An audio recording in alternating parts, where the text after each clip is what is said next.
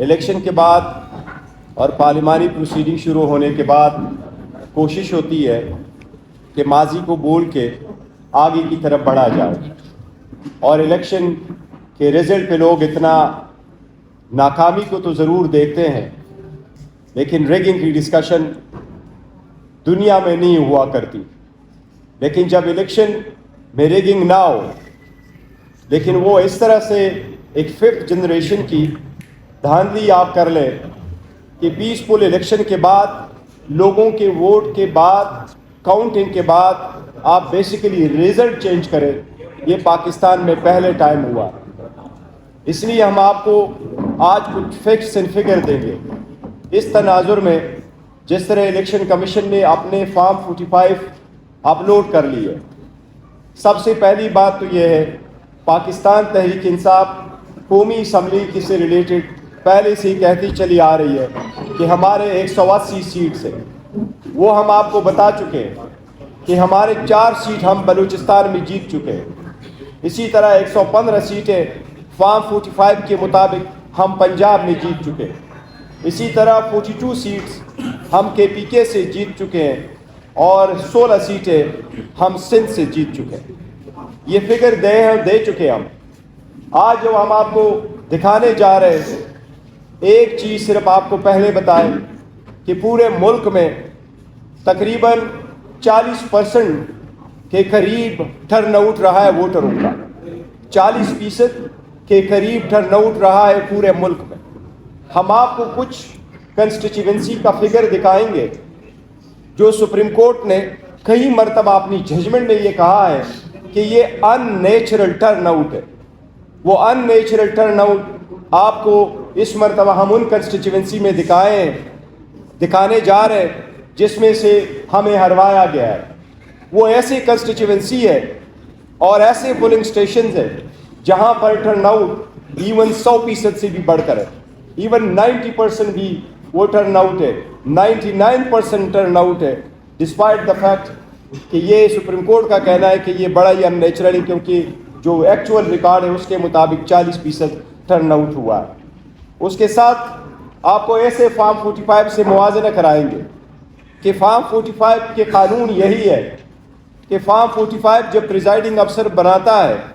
اس میں entry in ووٹوں کا کرتا ہے جو ایک کینڈیڈیٹ سیکیور کر چکا ہوتا ہے۔ اگر اس میں کچھ ایرر ہے تو وہ پریزائڈنگ ریٹرننگ افسر کے سامنے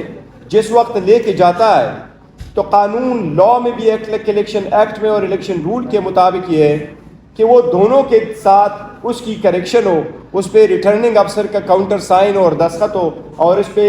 جو دیکھو جہاں تک انٹرا پارٹی سے وہ سیپریٹ ایشو ہوا، ہمارے الیکشن ہو چکے تھے، جو سپریم کورٹ نے کہہ دیا ہے وہ فائنل ہے۔ بے شک آپ ڈس ایگری کرو، ہمارا ریویو پینڈنگ ہے، لیکن وہ اس پہ عمل درآمد ہو گیا اور ہم نے نیکسٹ انٹرا پارٹیز الیکشن بھی کر لیا اور کل ان کے ڈاکومنٹس ہم الیکشن کمیشن میں جمع بھی کرائیں گے انشاءاللہ۔ ہمیں امید ہے الیکشن کمیشن اس مرتبہ ایکسیپٹ کرے گا۔ پشاور ہائی کورٹ میں ہم نے ایک پٹیشن فائل کر دیا اور اس میں جو نیشنل اسمبلی کے نوٹیفیکیشن ہوا تھا وہ ہم نے چیلنج کیا۔ ایشو ایکچوئل یہ ہے کہ اگر آپ الیکشن کمیشن کے آرڈر کو اٹھائیں تو ہیئرنگ ہوئی تھی 28 تاریخ کو۔ الیکشن کمیشن نے اپنے آرڈر میں لکھا ہے کہ ہم نے آرڈر اناؤنس کیا 1 مارچ کو،